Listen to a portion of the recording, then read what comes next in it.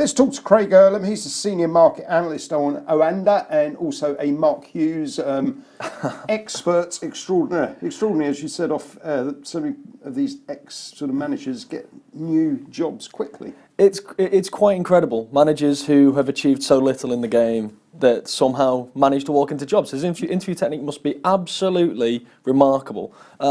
It's staggering. I don't understand what he's done to keep getting Premier League level jobs, and you hate to play this card, but if he wasn't British, would he continue to get these opportunities? Of course he wouldn't. He just this British thing seems to just stay with people. Alan Pardew's another. It's not going to be long before he's sacked as West Brom, and then he'll just get another Premier League job regardless. Maybe we should do technical analysis on English Premier League managers. I think the video would be a lot longer. There's a thought. Right, let's turn our attention to dollar yen. You sent a daily chart. What are your thoughts here, young Craig? Yeah, I mean, I think it's, again, another interesting period for the dollar ahead of next week's Fed meeting, so I thought a dollar chart is always handy in these situations. We're looking at dollar yen right now, and you can see the long-term trend was sideways trading. We were range-bound between those 108s, 115s, 114s for about a year.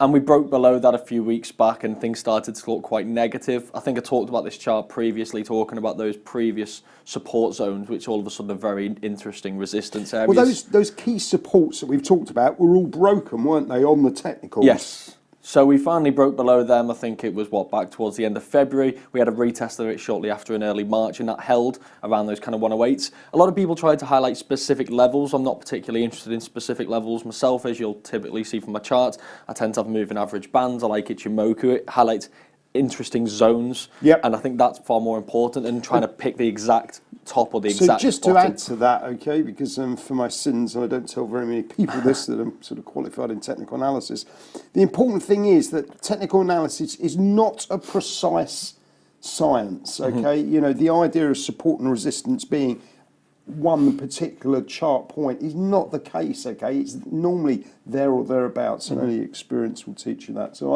I'm a fan of what you've just said. Yeah, that's not the point of technical analysis. People always hope that it gives you this precise entry, this precise exit to maximise your profit, and that's, like I say, it's not the point. It's about combining a few different indicators, combining a few different ideas, and trying to find areas that are interesting.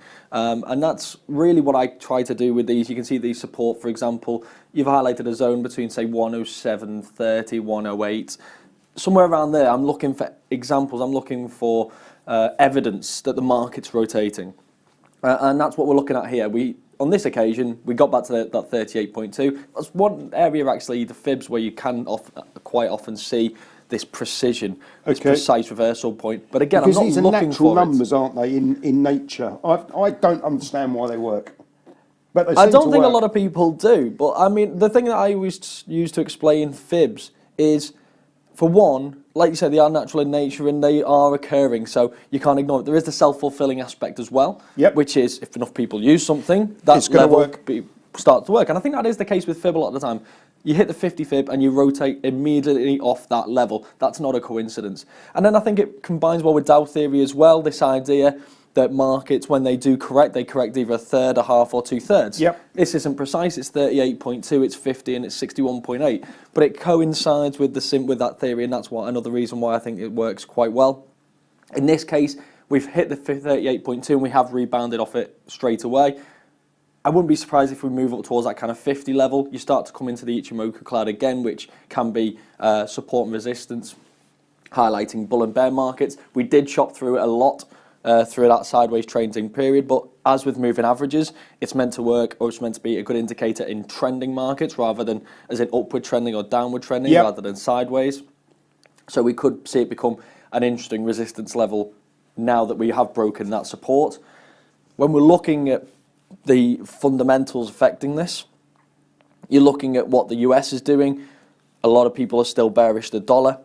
We've got the inflation data yesterday, which was in line with expectations, which shows that it's very, very slowly creeping higher. We've got retail sales today, so that could provide some volatility in the dollar as well.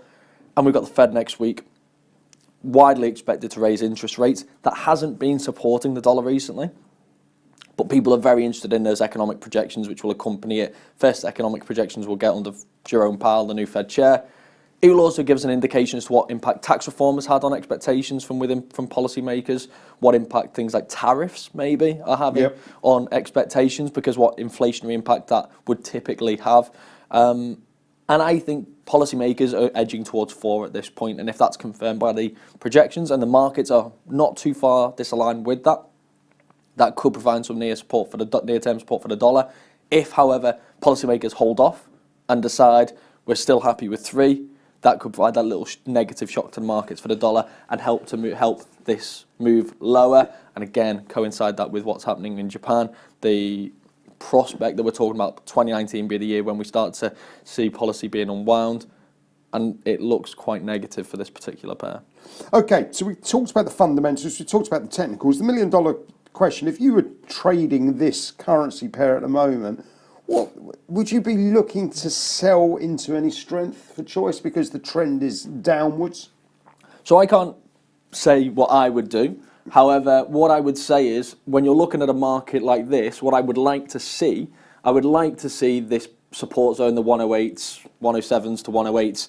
I'd like to see some nice reversals off of these levels, and I'd like to see these continue to be pushed through as resistance. And we've seen this on 2 or 3 occasions already.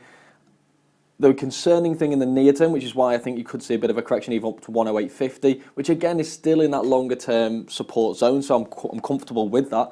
If we look at the indicators below, we can see that last low was made on really poor momentum from the MACD, because we had a higher low in the MACD histogram we had a higher low, and the stochastic we had a higher low as well. That's called negative divergence or bullish divergence.